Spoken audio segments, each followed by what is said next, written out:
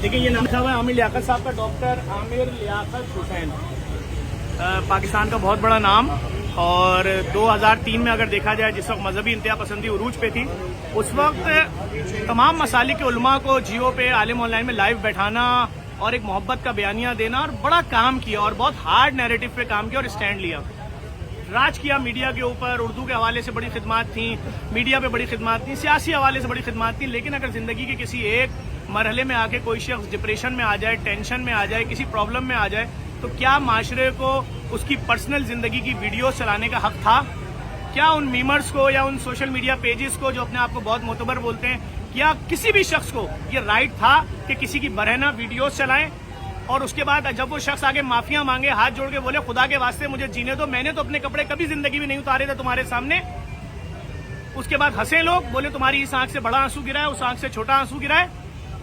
तो आज जो वो शख्स चला गया, तो वो मीमर जिन्होंने उनकी बरहना तस्वीरें लगा के पैसे कमाए यूट्यूब फेसबुक से, आज किस मुंह से आप शौक की पोस्टें लगा रहे हो? भाई जीने का हक ही नहीं दिया आपने।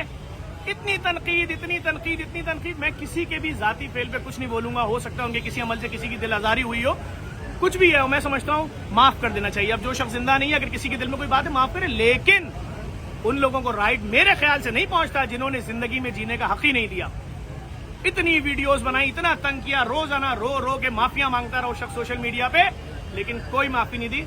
आज वो शख्स जा चुका है, घर के बाहर सारा मीडिया खड़ा है, अस्पताल के बाहर खड़ा है, जहां मैयत जानी है वहां खड़ा है, जिस मुर्दा खाना जाना है वहां खड़ा है।